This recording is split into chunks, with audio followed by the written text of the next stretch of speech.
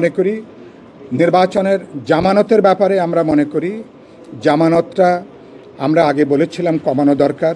যদি কমানো না যায় তাহলে বিদ্যমান যেটুকু জামানত আছে সেই জামানত রাখা দরকার, বৃদ্ধি করার কোনো প্রশ্ন নাই। সর্বোচ্চ ব্যয়সীমা যেটা 25 লক্ষ আছে, আমরা বলেছি এটাকে কমানো দরকার, না হলে কোনোভাবে এটাকে বৃদ্ধি করবার কোনো সুযোগ নেই।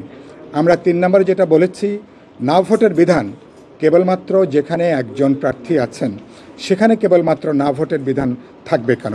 কারণ কোনো জায়গাতে বিপ্লবী ওয়ার্কার্স পার্টি তার কোদাল মার্কা নিয়ে, ধরুন আমরা ঢাকা 8-এ নির্বাচন করি কি ঢাকাতে আমরা যদি যেখানে আমরা নির্বাচন করব সেখানে ধরুন যদি 5 জন প্রার্থী থাকেন, কোনো একজন ভোটারেরা 5 জন প্রার্থীর মধ্যে কাউকে তিনি পছন্দ নাও করতে পারেন, তাহলে তার অধিকার আছে সেখানে না ভোটটা সেখানে দেওয়া।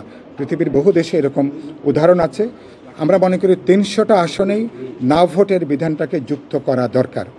এর বাইরে আপনি যেটা বলেছেন নির্বাচনী প্রতীকের ব্যাপারে, বেসিক্যালি আমরা মনে করি নিবন্ধিত রাজনৈতিক দলগুলো যাদের প্রতীক আছে তাদের নিজস্ব মার্কায় নির্বাচন করা উচিত।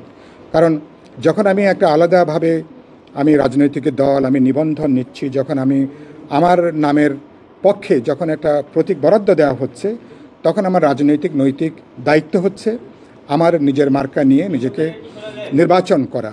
সুতরাং সেটা করা উচিত। কিন্তু আমি একই সাথে এটা মনে করি এজন্য রাজনৈতিক দলগুলোকে কিন্তু সময়টা দেওয়া দরকার। আগামী নির্বাচন ফেব্রুয়ারি মাসে যে নির্বাচন, মনে করি এটা পুরোপুরি এখন জারি করাটা খুব বিবেচনার কাজ হবে না।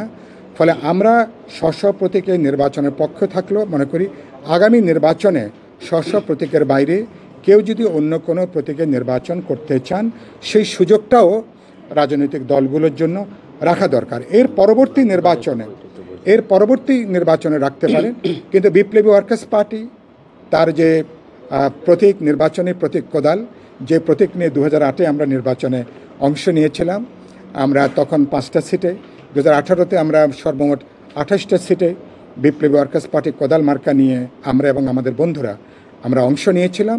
সুতরাং আগামী ত্রয়োদশ জাতীয় সংসদ নির্বাচনও বিপ্লবী ওয়ার্কার্স পার্টি তার যে নিজস্ব মার্কা কোদাল মার্কা, যেটা ইতিমধ্যেই যথেষ্ট পরিচিতি যেটা এবং একটা জনপ্রিয়তা লাভ করেছে, এই মার্কা নিয়ে আমরা নির্বাচন করব।